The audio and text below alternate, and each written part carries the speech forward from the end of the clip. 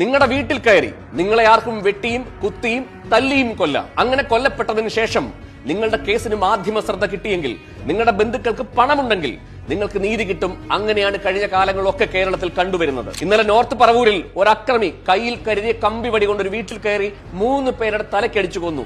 ഇന്ന് കൊല്ലപ്പെട്ട സ്ത്രീയുടെ കുഞ്ഞുമകൾ അമ്മയുടെ ശവശരീരത്തിന് മുമ്പിൽ ഇരുന്ന് പൊട്ടിക്കരയുന്ന, എന്റെ അമ്മയെ തിരിച്ചു തരൂ എന്ന് പറയുന്ന ആ വിലാപം അവിടെ കൂടിയ സകല മനുഷ്യരുടെയും കണ്ണു നിറയിച്ചു എന്നുള്ള സത്യമാണ്.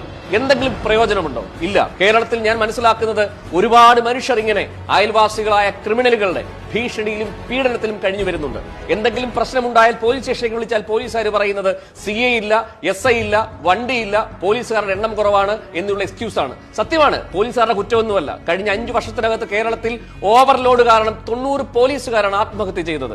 കേരളത്തിലെ റെസ്പോൺസ് ടൈം എത്രയെന്നറിയാമോ? ഒരു അക്രമി വാതിൽ പുറത്ത് വന്നു നിന്ന് നമ്മളെ ഭീഷണിപ്പെടുത്തുമ്പോൾ പോലീസ് സ്റ്റേഷനിലേക്ക് വിളിച്ചാൽ 25 മിനിറ്റ് വേണം എന്നാണ് കണക്കുകൾ സൂചിപ്പിക്കുന്നത്. വിദേശ രാജ്യങ്ങളിൽ അത് 1.5 മിനിറ്റാണ്. നമ്മളെ കൊന്നതിന് ശേഷം, നമ്മുടെ സമാധി വെച്ചതിന് ശേഷം ഇൻക്വസ്റ്റ് തയ്യാറാക്കാൻ പോലീസ് എത്തുന്ന സാഹചര്യമാണ്. നീതിന്യായ വ്യവസ്ഥയുടെ ചെലവിന് വേണ്ടി 1258 കോടി രൂപ ഒരു വർഷം വേണമെങ്കിൽ 125 കോടി രൂപ മാത്രമാണ് വരുമാനം.